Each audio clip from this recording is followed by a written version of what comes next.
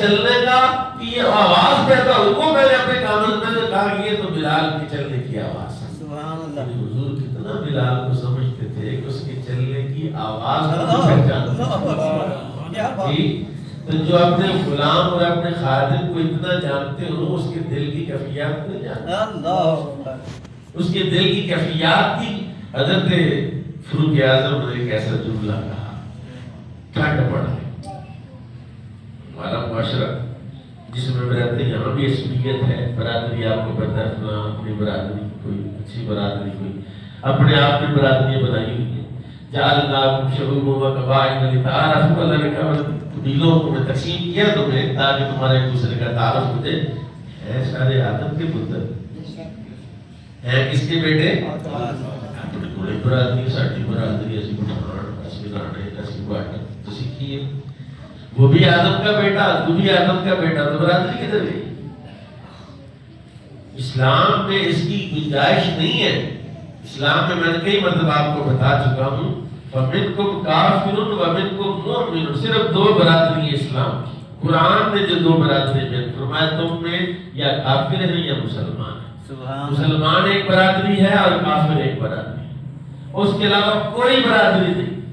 باقی معاملات فقہی جو اصطلاحات ہیں، کفر کا مسئلہ ہے، دیگر مسائل ہیں، وہ الگ سے ہیں، لیکن قرآن کریم نے کہا انما المؤمنون اخوہ، مومن سارے آپس میں بھائی بھائی ہیں۔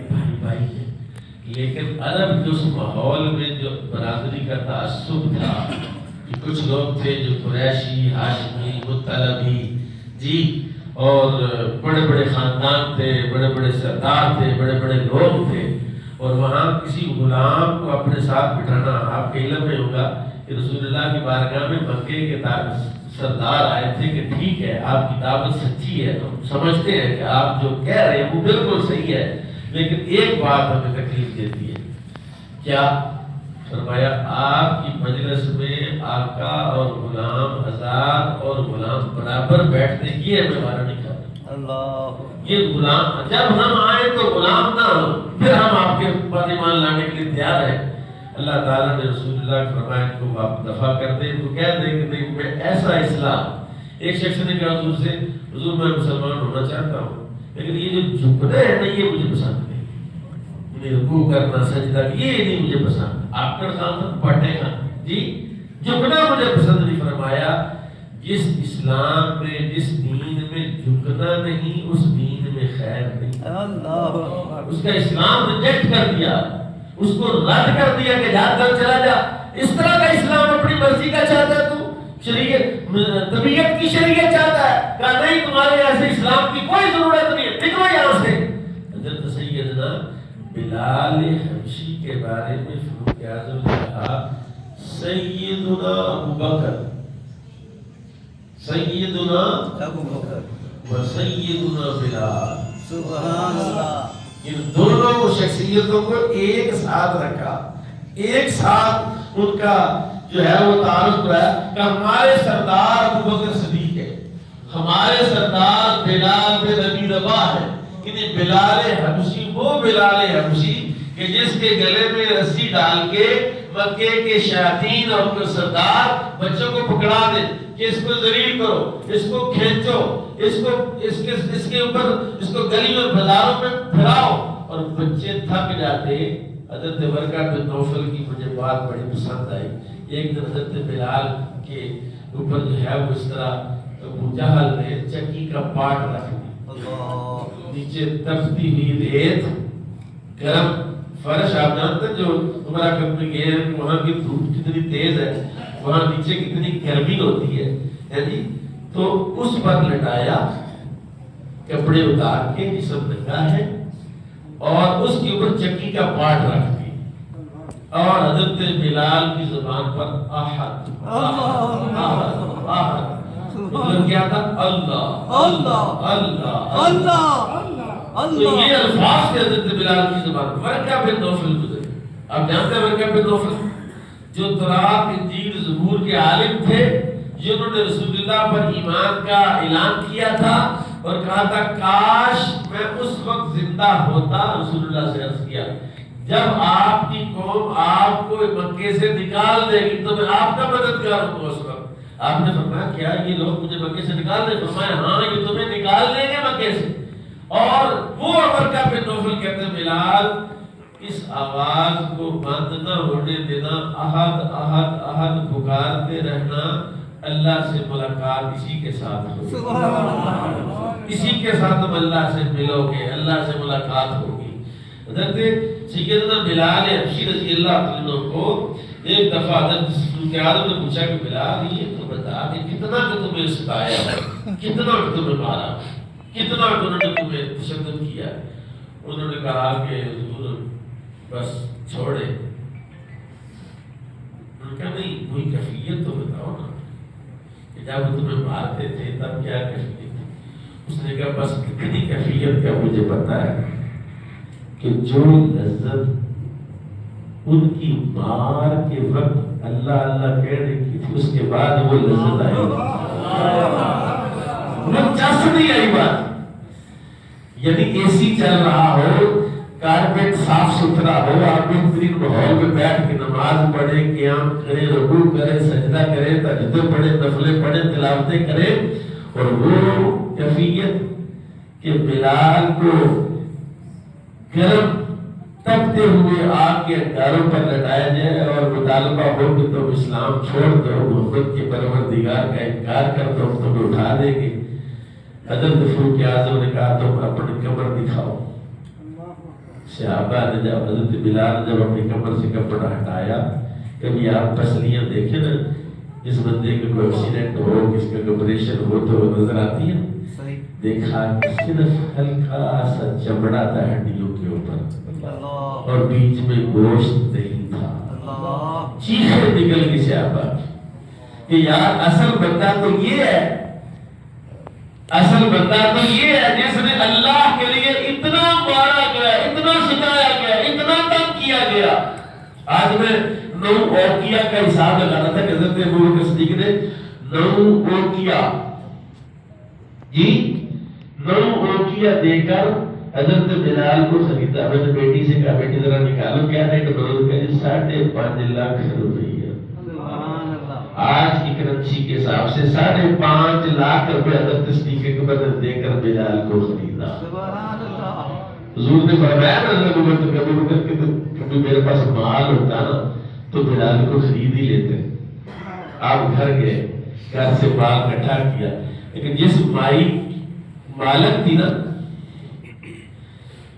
بنی جہم کی، وہ بڑی اکھڑ مزاج تھی۔ آپ نے بندہ ڈھونڈا کہ کون بندہ ہے جو بلال کی جا کے بات کرے۔ حضرت عباس بن عبد المطلب رسول اللہ کے چچا کو بھیجا کہ جاؤ اس سے بلال خرید دو، مجھے جتنے منہ مانگی قیمت دو، جو مانگے میں دے دوں۔ حضرت عباس کے رضی اللہ تعالیٰ حضور کے چچا جان کے جا کے کہا کہ بلال بیچ ہی تو تمہیں کیا فائدہ ہے؟ اس نے کہا دفاع کرو اس کو، خرید کے تم نے کیا کرنا؟ آپ نے اس نے کہا نہیں آپ بیچ، نے کہا میں نہیں بیچتی۔ پھر آگے، پھر دوسرے دن پھر گئے، پھر آگے، تیسری دفعہ گئے، اس نے کہا آپ تو پیچھے ہی پڑ گئے، پیچھے ہی پڑ گئے، چلو مجھے اتنے پیسے دو۔ اس کا مقصد تھا کہ اتنے پیسے مانگوں گی، ایسا بندہ جو کوئی ہنر بھی نہیں جانتا، جس کے پاس سکل بھی کوئی نہیں ہے، کوئی کوالٹی بھی کوئی نہیں ہے، کوئی خوبی بھی نہیں ہے، اتنے پیسے کون دے گا؟ اس نے خریدنا نہیں۔ انہوں نے کہا ٹھیک ہے اگر 9 اوقیہ سونا لینا تو میں دینے کے لیے تیار ہوں جی۔ وہ دے کے بلال کو خرید کے لے آئے، حضرت صدیق اکبر کے حوالے کیا۔ صدیق اکبر جناب بلال کو لے کر بارگاہ رسالت میں حاضر ہوئے، حضور بلال کو لے آئے، اور میں آپ کو گواہ بناتا ہوں میں اس کو اللہ کی رضا کے لیے آزاد کرتا ہوں۔ میرے آقا مولا نے کہا ابو بکر کاش تو اس سودے میں مجھے بھی شامل کر لیتا، یعنی میرا بھی حصہ اس پہ ڈال لیتا، کیونکہ اس کی آزادی کی منشا اللہ کی تھی۔ اللہ اس کو آزاد دیکھنا چاہتا تھا، اللہ اس کو آزاد کروانا چاہتا تھا، لیکن اللہ تعالیٰ نے یہ مقام اور یہ مرتبہ ہم میں سے کسی شخص کو دینا تھا۔ بلال یہ سعادت تمہیں ملی ہے۔ ایک دفعہ حضور نے یہ بھی کہا جو بلال کو خریدنے میں سے جنت کی ضمانت دیتا، یہ بلال ہے جو جناب رسول اللہ صلی اللہ علیہ وسلم کے رسول پاک صلی اللہ علیہ وسلم ہجرت کر کے مدینہ پاک گئے۔ اللہ سعادت، ہر ای سعادت بزرگ بازو دے استاد بخشت خدائے بخشتا کہ کئی چیزیں ویسے ہوتی ہیں کہ جو پیسوں سے خریدی، ایک بتا ہوئے پر پیسے یا سب کچھ نہیں لیتے، ای سعادت بزرگ بازو دے دھکے شاہی کے ساتھ بھی کوئی بتا کوئی چیز نہیں خرید سکتا، وہ جس کو سعادت عطا فرمائے۔ جی رسول اللہ نے مشورہ کیا کہ لوگوں کو نماز کے لیے بلانے کے لیے کیا کرنا چاہیے۔ کسی نے کہا ناقوس بجائے، ڈول بجائے تاکہ نماز کے ٹائم پر لوگ آ جائیں، پتہ چل جائے۔ کسی نے کہا چھت پر آگ جلائیں، کسی نے کچھ کہا، کسی نے کچھ کہا۔ انہوں نے کہا اچھا چلو دیکھو کیا بنتا ہے۔ خواب میں 2-3 صحابہ کو یہ اذان سنائی گئی، اللہ اکبر اللہ اکبر، یہ اذان کے کلمات 2-3 صحابہ نے خواب میں سنے، اور نبی پاک صلی اللہ علیہ وسلم نے حضرت بلال کو بلایا کہ بلال تیری آواز ذرا اونچی ہے۔ ایک انصاریہ صحابیہ اس کا چبارہ تھا مسجد نبوی کے پاس، فرمایا اس کے اوپر چڑھ کے اذان دو۔ حضرت بلال اس کے اوپر چڑھ کے اذان دیتے۔ اسلام کے سب سے پہلے مؤذن کا نام بلال حبشی، اور بلال کہتے ہیں میری کیفیات میں سے سب سے اعلیٰ کیفیت تب بنی جب مکہ فتح ہوا تو نماز کا ٹائم ہو گیا، اب اذان دینی تھی، تو رسول اللہ نے مجھے کہا بلال کعبے کی چھت پر چڑھ کے اذان دے۔ کعبے کی چھت پر بلال چڑھے، وہ بلال اسی مکے کی گلیوں میں ذلیل ہوتا، تذلیل جس کی سب سے زیادہ اسلام کے لیے کسی کی اگر تذلیل کی گئی ہے تو حضرت سیدنا بلال ہے، جن کو مارا بھی گیا، جن کو کاٹا بھی گیا، جن کو کوئلوں پر لٹایا گیا، جن کو گھسیٹا گیا، جن کو جو ہے ہر دکھ دیا گیا، جی ہر دکھ ہر تکلیف دی گئی، اس بلال کو آج فتح مکہ ہے۔ حضور نے کہا چھت پہ چڑھ، چھت پہ چڑھ کے بلال نے بھی ایک بڑی چس بڑی گئی۔ اس نے کہا حضور جب مدینے میں اذان دیتا تھا تب تو کعبے کی طرف منہ ہوتا تھا، آج میں چھت پہ چڑھا ہوں تو منہ کی طرف جاتا، کعبے کی چھت پر کھڑے ہو کے اذان دینی ہے تو کدھر کو منہ کروں؟ فرمایا میری طرف۔ یعنی رسول اللہ صلی اللہ علیہ وسلم نے بتایا کہ میں وہ ہوں، اللہ نے مجھے وہ شان بخشی ہے کہ میں کعبے کا بھی کعبہ، کعبے کا قبلہ اگر کوئی ہے، اس لیے عاشقوں نے کہا ہے جسموں کا قبلہ تو کعبہ ہے، روحوں کا قبلہ محمد رسول اللہ۔ جو روح ہے اس کا دھیان ہر وقت میرے آقا امام الانبیاء کی طرف ہو، دھیان ہر وقت رسول اللہ کی طرف ہو، اور سوچ اور فکر ساری حضور کی ذات اقدس کی طرف ہو۔ اس لیے کہ اسلام پورا کا پورا اللہ نے بند کر کے، اسلام پورا کا پورا لقد کان لکم فی رسول اللہ اسوۃ حسنہ، اللہ نے کہا سب کچھ میرے آقا کی زندگی ہے۔ صحابہ نے پوچھا حضور سے، حضور اللہ کہتا ہے اقیموا الصلاۃ، نماز قائم کرو، تو نماز پڑھنے کا طریقہ نہ سورہ بقرہ میں ہے، نہ سورہ آل عمران میں ہے، نہ سورہ نساء، 114 سورت، کسی سورت میں، کسی پارے میں، کسی رکوع میں نماز پڑھنے کا طریقہ نہیں ہے کہ ایسے قیام کرنا ہے، ایسے رکوع کرنا ہے، ایسے سجدہ کرنا ہے، قیام میں کیا پڑھنا ہے، رکوع میں کیا پڑھنا ہے، سجدے میں کیا پڑھنا ہے، تشہد میں کیا پڑھنا ہے، اور نماز پڑھنے کا طریقہ تو بتایا نہیں۔ یا رسول اللہ کیسے پڑھے؟ فَصَلُّوا كَمَا رَأَيْتُمُونِي أُصَلِّي، سبحان اللہ، بس مجھے دیکھو اور پڑھتے جاؤ، مجھے دیکھو اور پڑھتے جاؤ، مجھے دیکھو اور پڑھتے جاؤ۔ یعنی نماز میں کدھر دیکھنا چاہیے؟ نماز میں تو سامنے دیکھنا چاہیے، سجدے کی جگہ پر دیکھنا چاہیے، سجدے میں قیام میں تو سجدے کی جگہ نظر ہو، رکوع میں دونوں پاؤں کے گھٹنوں پر نظر ہو، اور پھر سجدے کی جگہ پر نظر ہو، جب تشہد میں بیٹھے تو اپنے گود میں نظر ہو یا اپنے سینے پر نظر ہو، یہ مختلف کیفیات ہیں جی۔ لیکن صحابہ کرام کو رسول اللہ صلی اللہ علیہ وسلم نے فرمایا صلو کما رأیتمونی اصلی، صحابہ جب نماز پڑھتے حضور کی طرف دیکھتے، اور کیفیت یہ ہے کہ حضور صلی اللہ علیہ وسلم کے پیچھے کھڑے ہونے والوں کی تعداد کم تھی، دائیں اور بائیں کھڑے ہونے والوں کی تعداد زیادہ تھی، کہ ادھر سے چہرہ زیادہ نظر آتا ہے، پیچھے سے اتنا چہرہ نظر نہیں آئے گا۔ تو نماز میں بھی رسول اللہ کی طرف، اور قبلہ حضور ہے، قبلہ حضور ہے، صفت حضور ہے۔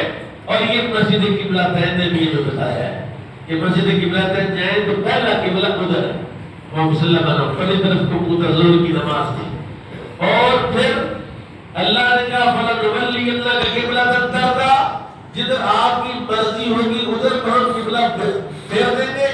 حضور وہاں سے چلے، اب صحابہ نماز پڑھ رہے تھے، حضور وہاں سے چلے، اب نماز دیکھ رہے ہیں، امام صاحب تو نماز میں کدھر جا رہے ہیں۔ اب جو عاشق صحابہ تھے، جو کمزور ایمان والے وہ تو چھوڑ ہی گئے، کافر کی مرتدی ہو گئے کہ دیکھو پہلے ادھر کو نماز دی ہے تو قبلے کا ہی نہیں پتا، اپنی مرضی سے ادھر ہو۔ حضور وہاں سے چلے اور صحابہ کی نظریں تو حضور پر تھا جی۔ میں آپ کو بتا ہی دیتا ہوں یہ کیفیت حضور چلے ادھر دیکھا جی۔ اب یہ قبلہ ہے، اب یہ قبلہ ہے، اب چلتے چلتے قبلہ، اب چلتے چلتے میرے آقا امام الانبیاء ادھر کھڑے ہوئے تو قبلہ بالکل انقلاب ہو گیا، اپوزٹ ہو گیا، وہاں سے یہاں تک قبلہ کون تھے؟ میرے آقا۔ کیوں کہ بلال کی اذان میں بھی رسول اللہ نے بتایا کہ بلال کعبے کی چھت پر تو چل اور اذان دینا میری طرف دے۔ اور بلال کی اذان کی کیفیت کیا تھی کہ جب رسول اللہ کا وصال ہوا اجازت لے کر شام چلے، حضرت ابو بکر نے کہا نہیں جانا، انہوں نے کہا سرکار اگر آپ نے مجھے اپنی ذات کے لیے خریدا ہے تو میں نہیں جاتا، اگر اللہ کے لیے خریدا ہے تو مجھے جہاد پر جانے دیں، مجھے جہاد پر جانے فرمایا اجازت ہے، میں نے تمہیں اللہ کے لیے خریدا ہے، تو تم پر اپنی مرضی مسلط نہیں کرنا چاہتا، چلے گئے۔ پھر ایک دن رات کو خواب میں حضور کا دیدار ہوا، اور یہ بات سب سے قیمتی، آج کے میرے جمعے تقریب کی سب سے قیمتی بات یہ ہے جو میں آپ کو بتانے لگا کہ بلال کو خواب آیا رسول اللہ کا دیدار، اور فرمایا ہماری ملاقات کو تمہارا جی نہیں، ہماری ملاقات تو تمہارا جی، مدینے جانے کی ہر وہ جو ہماری رٹ ہے ایسی تو نہیں ہے۔ حضور نے بلال کو بتایا کہ تم آؤ مدینے میں، گویا میرے ساتھ ملاقات ہو۔ تو حضور مدینے میں تو باہر نکل کے ملے حضرت بلال کو نہیں، حضرت بلال حبشی رضی اللہ تعالیٰ عنہ کو حضور نے فرمایا ہماری ملاقات پر تمہارا جی نہیں چاہتا، کہا ہاں چاہتا ہے، فوراً نکلے اور جا کر مدینے میں قیام۔ اب لوگوں نے کہا کہ بلال آئے تم آئے تو اذان تم پڑھو، کہا نہیں پڑھو گا، کیوں نہیں پڑھو گا؟ کہ اس لیے نہیں پڑھوں گا کہ جب میں پڑھتا تھا نا اشہد ان محمد رسول اللہ تو میں حضور کو دیکھ لیتا تھا، آج جب میں حضور کسی میں مبارک لوں گا تو کس کو دیکھوں گا؟ لہٰذا میں نے اذان نہیں پڑھی۔ صحابہ نے کہا کہ کس کی بات ہے جو بلال نہ بولے؟ بتایا گیا کہ حسن حسین حسنین اگر کہیں گے تو یہ بولیں گے نہیں، دونوں شہزادے آئے، ان کا بلال آج اذان پڑھو۔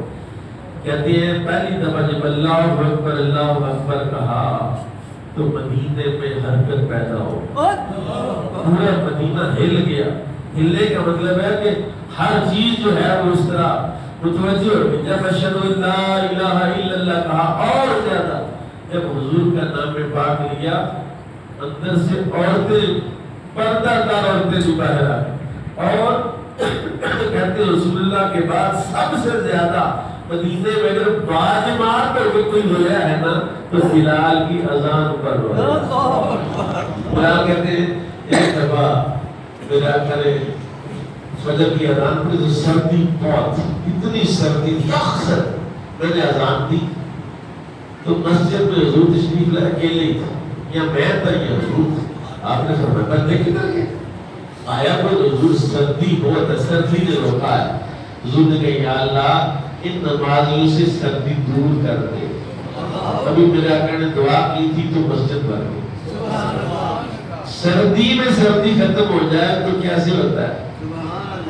سردی میں سردی ختم ہو۔ وہاں مسجد امامہ ہے، مسجد ابوبکر ہے، مسجد امامہ ہے جی، 310 نمبر گیٹ ہے سر، اس کے ساتھ ساتھ مسجد امامہ ہے۔ وہاں رسول اللہ جمعہ پڑھا رہے، بندہ کھڑا حضور مویشی ہلاک ہو گئے، چشمے خشک ہو گئے، سبزہ ختم ہو گیا، درخت سوکھ گیا، یا رسول اللہ تو بارش کے لیے دعا فرمائے۔ آپ نے دوران خطبہ ہاتھ اٹھائے اور بارش کے لیے دعا کی ہے۔ صحابہ کہتے ہیں ہم بادل کا ایک ٹکڑا بھی آسمان پر نہیں تھا، جب حضور نے دعا کی تو ہم جمعے کے اندر بھیگتے ہوئے، جمعے کے دوران بارش شروع ہو گئی، جمعے کے دوران بارش شروع ہو گئی، جمعے کے دوران۔ اور جب جمعے کے دوران بارش ہو، اس کا مطلب کیا ہے؟ حضور دعا کرے تو سردی چلی جائے، حضور دعا کرے تو بارش آ جائے۔ کہ پورا ہفتہ بارش ہوئی، سارے شہر جان تھل ہو گئے۔